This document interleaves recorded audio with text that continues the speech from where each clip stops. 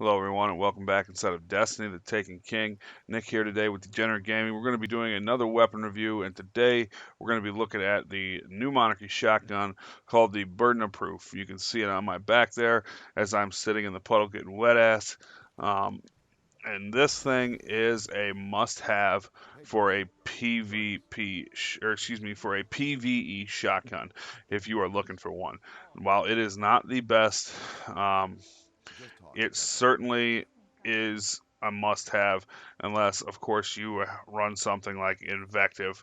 Not many other things are going to be better than this, in my opinion. You may have other things you like, but for a vendor-bought shotgun, if you need a PVE shotgun like I did, couldn't have one, couldn't find one, this is where you want to go. You're going to come talk to Executor Hideo, um, and as you can see, it comes with 280 attack. It does have void damage. We'll look at these base stats. It has really good fire rate and really good impact, both the exact same as your Dry Rot 32 um, from year one. Range stability and reload are a little bit different on the base stats, um, but relatively close. And again, I would, if I had a Dry Rot, I would show you the comparison, but unfortunately, I didn't ever have one.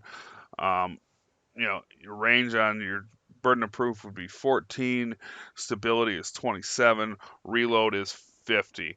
And your Dry Rot, very similar, range of 8, um, stability of 31, reload is 63. Um, so again, very similar to the Dry Rot, but the perks is what really make this thing stand out. I mean, you see these stats and you say, well, that looks okay, um, but what you really need to look at are these perks when it's fully upgraded. Um, it has smooth ballistics, which obviously you would start with, um, and that's increase the recoil, boost the range. Um, but right here it has CQB ballistics. It says greatly reduced recoil, significant penalty to range. Um, I am going to run this um, almost all the time. Um, it also has, excuse me, aggressive ballistics.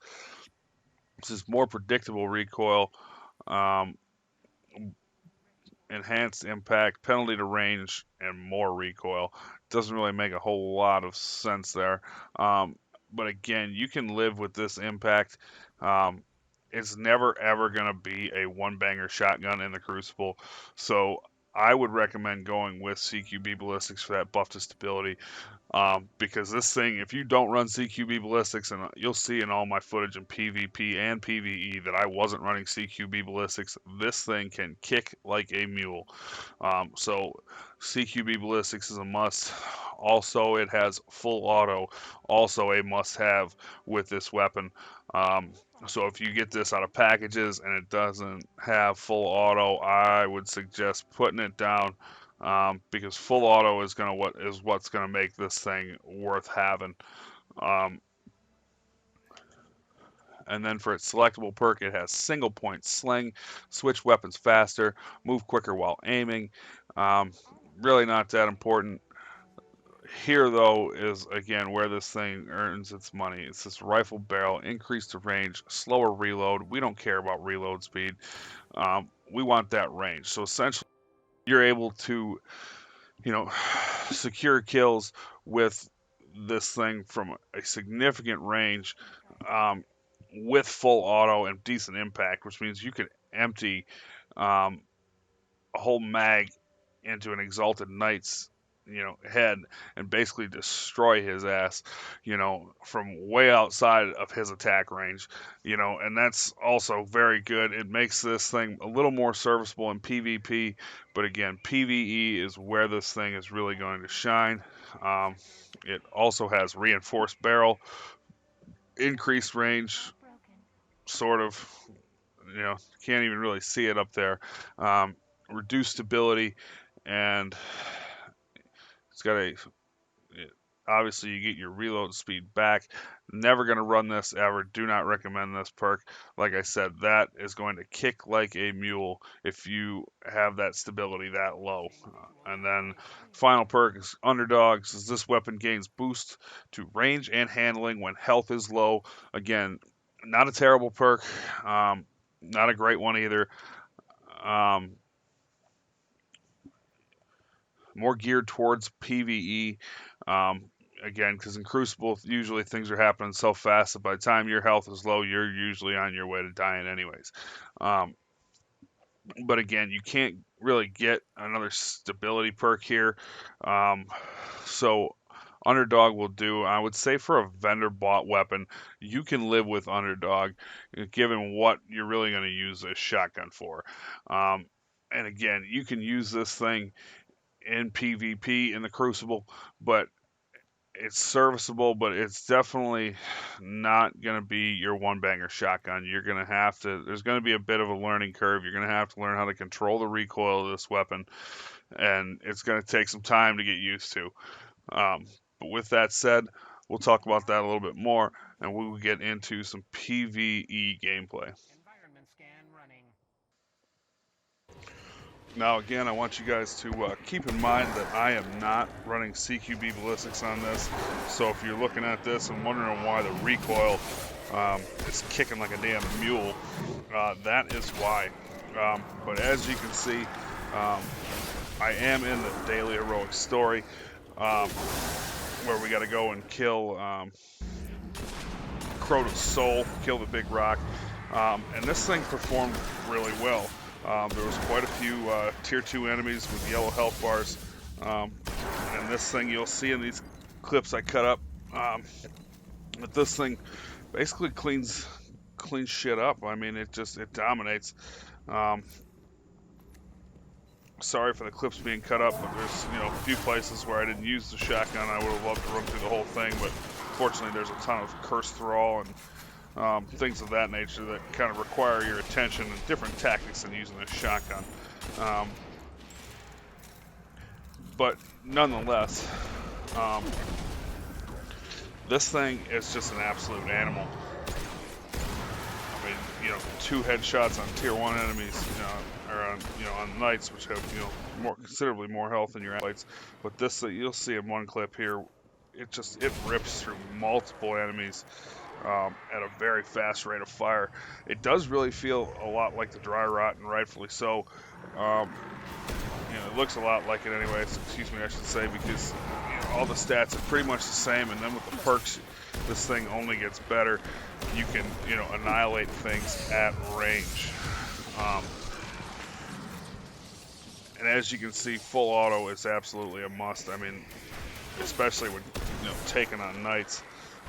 And that sort of thing. Enemies that are going to be right up in your shit. You need to be a little bit quicker on that trigger, and full auto gives you the capacity to do so. They're waking his soul.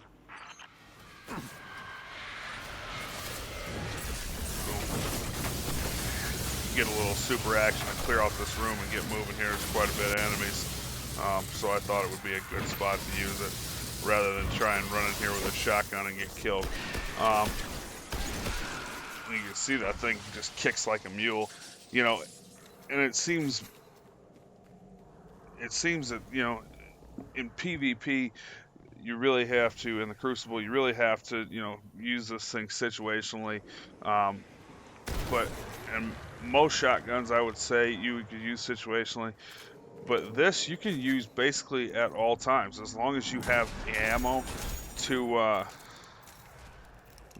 to spare. You can use this wherever, unless you feel like, softening some people up at range, softening some enemies up at range, and really taking after them.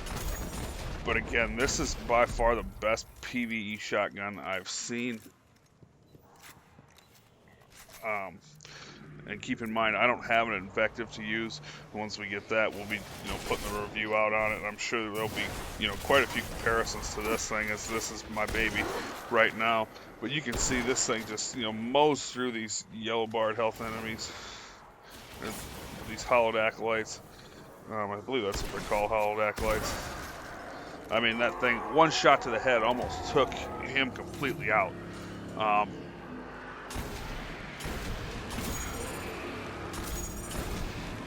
And even there's going to be an ogre here coming in the next room who, you know, we're going to take down quite a bit with the Hawk Moon, but he's still got a good quarter to about a third of his health.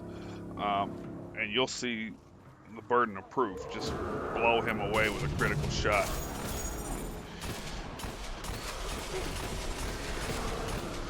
And naturally, wait till he's good and in range.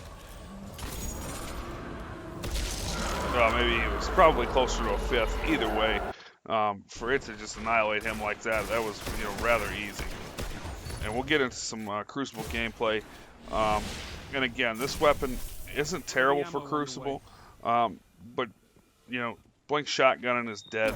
So realistically, you can't run up on people like you used to be able to do. You know, you can secure kills with this weapon. Unfortunately, odds are the next guy is going to get you if the guy you're rushing doesn't get you first with, you know, the likes of an auto rifle, scout rifle, pulse rifle, even fusion rifles. Were seeming to get the better of me. And again, that's just because, you know, blank is not what it used to be. Shotguns have really kind of, you know, gone by the wayside here in year 2. And you can see, I mean, right there. Oh, excuse me, I cut that clip a little short, but, you know, in most cases, if, you know, you're one-on-one situations, you're going to do just fine. But again, and that's for most shotguns now, especially with this high rate of fire, one-on-one situations, you can most of the time secure kill in about 2 shots, and you really don't even need to go after the head. 2 to the body will suffice. But like there, you can see he has the drop on me with that fusion rifle, and before I can even get up to him, he has got me smoked. And you know, as you can see, I take the sword out there and get clipped by the rocket launcher. It's all situational. And I would say that even with all shotguns, in particular this one, you really need to pick a map where, you know, it can be used where it's close quarters, like this Thieves' Den, or, you know, something else that comes to mind would be like Frownling's Gry in the Reef. But again, not a terrible PvP weapon, not a terrible weapon for the Crucible. I would recommend going with something different if you have it, possibly the Invective. But again, it's serviceable. It's not ever going to be great. Even I would recommend going with a one-banger over this thing in the Crucible. Serviceable, but again, it's not terrible. You know, like I said, you're gonna find yourself struggling. It definitely meant to be used as a secondary. Don't think you're gonna run around with this thing and just mow people down, because it definitely will not happen. But with that said, hit that like button. I'd appreciate it if you guys did that. Remember to rate, comment, and subscribe. You know, feedback. If you guys have weapons you want to see done, please let me know. And I'll do my best to get them up as soon as I get a good roll on them and everything else. Or, you know, I'll do what I can. But anyways, thanks for watching, and we'll see you on the next one. Later. You're in the lead. Double down.